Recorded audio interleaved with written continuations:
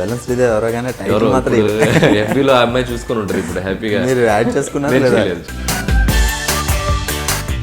అంత ఇష్టం నాకు, ఎందుకంటే ఆ సినిమాలే నన్ను ఇన్స్పైర్ చేసినాయి, ఆ సినిమాలే నన్ను ఇక్కడికి తీసుకొచ్చినాయి, లేకపోతే నేను ఇక్కడ ఉండేవాడిని కదా.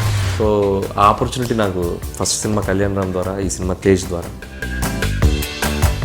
సో నాకు ఊహ తెలిసాక నాకు మెమరీలో గుర్తున్న first moving picture beside of project. ఈ సౌండ్, ఆ మోషన్ పిక్చర్ నా కళ్ళల్లో నేను చూసిన ఫస్ట్ విజువల్ నాకు గుర్తుంది. కరెక్ట్గా అంటే మైండ్ షార్ప్గా ఉంటుంది కదా మనకి, 7-8 years అంటే బ్రెయిన్ చాలా షార్ప్ ఉంటుంది చిన్నప్పుడు. ఆ టైం మొత్తం వెళ్ళిపోయింది మైండ్లోకి. Imitations, modulations, timing, comedy timing చెప్పడం, ఇవన్నీ మేబీ అప్పుడు ఇచ్చిన నరేషన్ గ్రిప్ ఇప్పటికీ నా మైండ్లో నన్ను కమాండ్ చేస్తుంది.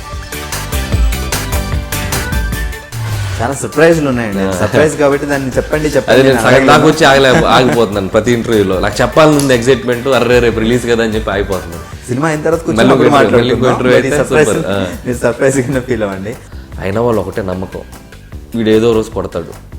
కానీ ఈరోజు మా పేరెంట్స్ కళ్ళల్లో హ్యాపీనెస్ చూస్తుంటే ఐఎమ్ వెరీ మచ్ హ్యాపీ, చాలా హ్యాపీ. అంటే వీడికి ఫైనాన్షియల్ కష్టం తెలిస్తే ఇండస్ట్రీలో మనం సర్వైవ్ అవ్వలేం, క్రియేటివిటీ పెట్టలేం.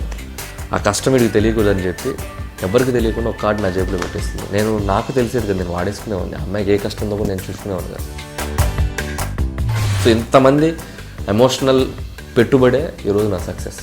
మా మదర్, ఫాదర్, మా సిస్టర్, ఇలా ఇంతమంది వాళ్ళ ఎమోషన్స్ నా మీద పెట్టుబడి పెట్టబట్టే నేను ఈరోజు ఇంత హ్యాపీగా ఈ సక్సెస్ని ఎంజాయ్ చేస్తాను.